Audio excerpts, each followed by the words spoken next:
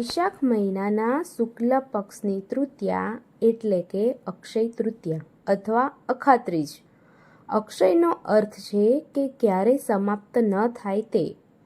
તેથી જ અક્ષય તૃતીયા પર કોઈ પણ કાર્ય કરવા માટે અલગથી શુભ મુહૂર્ત કે શુભ સમય જોવો જરૂરી હોતો નથી. આ દિવસે ગ્રહ નક્ષત્રોની સ્થિતિ એટલી અનુકૂળ હોય છે કે દરેક શુભ કાર્ય સફળ થાય છે. આ વિડીયોમાં આપણે જાણીશું આ દિવસે શું ખરીદવું જોઈએ, શું ન ખરીદવું જોઈએ અને તેનું શુભ મુહૂર્ત જાણીશું. વિડીયોને અંત સુધી જોતા રહેજો અને વિડીયો ગમે તો લાઈક, શેર, સબસ્ક્રાઈબ કરજો. અક્ષય તૃતીયા એટલે વણજોયું મુહૂર્ત. આ દિવસે કરેલા દાન, જપ, તપ, શુભ કાર્યોનું ફળ ક્યારેય ઘટતું નથી, પરંતુ જીવનભર વધતું જ રહે છે. આ દિવસે ભગવાન વિષ્ણુ અને માતા લક્ષ્મીજીની પૂજા કરવાથી સુખ સમૃદ્ધિ મળે છે.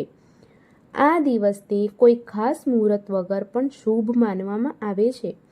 તેથી જ લગ્ન, ગૃહપ્રવેશ, નવો વ્યવસાય શરૂ કરવો, ખરીદી કરવી ખૂબ ફળદાયી માનવામાં આવે છે.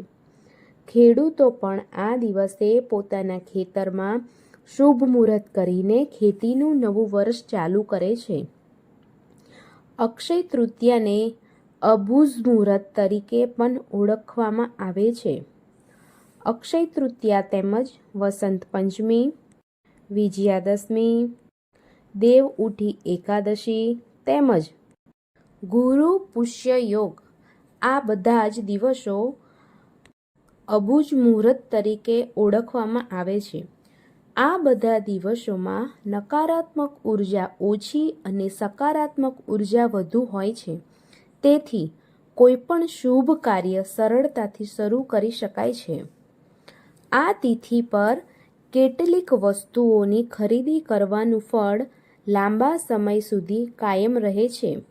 કેટલાક લોકો સોના, ચાંદી, ઘરેણાં તો કેટલાક લોકો વાહન ખરીદીને ઘરે લાવે છે. આમ કરવું ખૂબ જ લાભકારી હોય છે અને દેવી લક્ષ્મીજીનો વાસ પણ ઘરમાં બન્યો રહે છે. તો ચાલો જાણીએ આ દિવસે શું ખરીદવું અને શું ન ખરીદવું.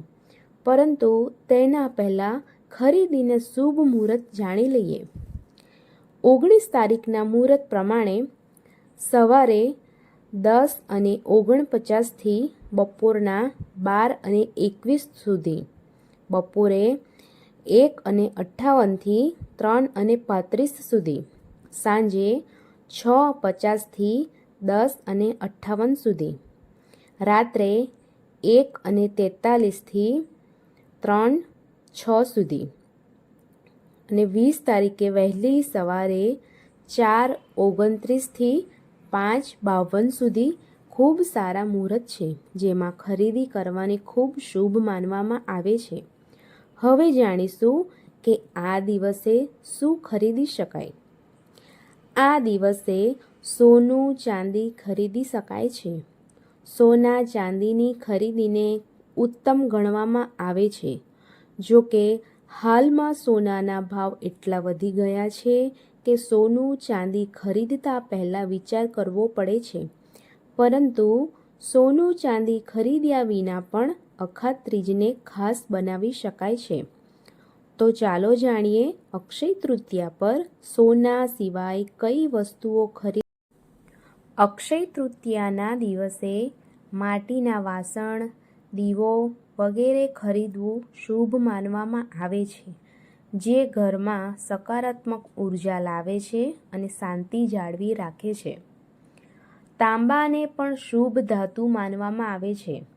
તેથી આ દિવસે તાંબાના વાસણ ખરીદવા ઘર માટે શુભ માનવામાં આવે છે.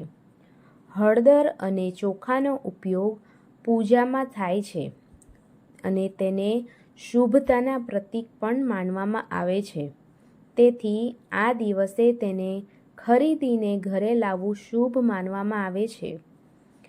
અક્ષય તૃતીયા પર ધાણાના બીજ ખરીદવા પણ શુભ માનવામાં આવે છે.